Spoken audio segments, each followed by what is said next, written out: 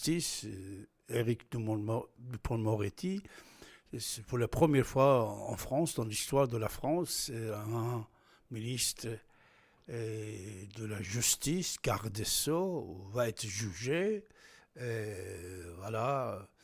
Euh, sur certaines choses. Euh, à l'époque de Rachida Dati aussi, on a voulu faire certains procès contre elle. C'est passé, mais maintenant c'est nouveau. La situation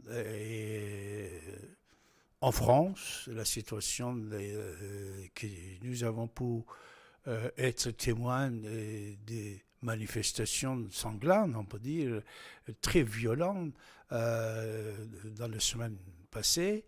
Mais heureusement, l'État il a réussi de contrôler sans couler du sang, sans aucun coulement du sang dans certains pays. Nous pouvons constater qu'ils pensent, qui parlent comme quoi sont pays de Dieu, pays de la religion, pays de spiritualité, pays de pensée divine. Alors l'individu, dès qu'il sort dans la rue, avec le premier slogan qu'il va lancer,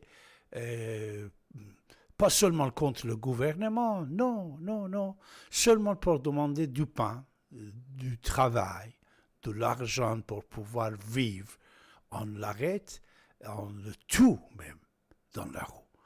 Plusieurs milliers de personnes dans les pays que vous savez, vous connaissez bien les noms, dès qu'ils sortent dans la rue, on tire. Par exemple, dernier exemple, c'est en Iran. En Iran, la semaine dernière, il y avait rescapés de guerre Iran-Irak qui sortaient pour demander leur salaire.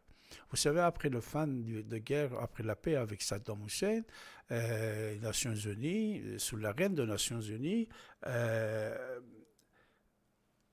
Irak, il s'est engagé de dédommager l'Iran concernant la guerre et payer une somme assez importante de plusieurs milliards de dollars en faveur des rescapés de la guerre et les familles de martyrs.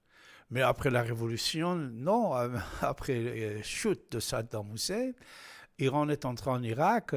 Alors, il a tout pardonné, il a tout gracié de sa poche sans payer de sa poche son peuple, c'est-à-dire les rescapés de la guerre et les familles de martyrs,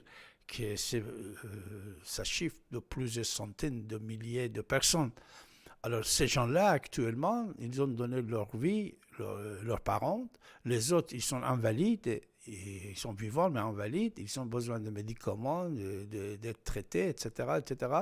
Ils ont des situations très critiques, très, très critiques, situation.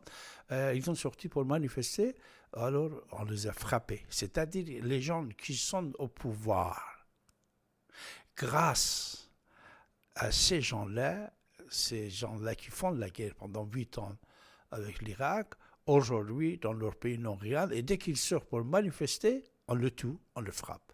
Mais ici, pendant quelques jours, il y avait des manifestations, brûler plusieurs commissariats, brûler plusieurs écoles, brûler plusieurs fonds de commerce, des voitures, des milliers, mais personne n'a pas été tué.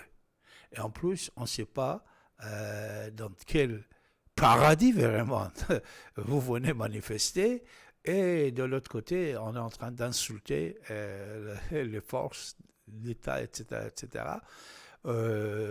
Et surtout récemment, cette histoire des propos de Gérald Darmanin qui a eu certaines polémiques dans la société. Voilà. La vie, ça continue, mais il ne va pas être pareil comme avant. Beaucoup de choses vont changer et le monde va changer dans les années qui viennent, mes chers amis.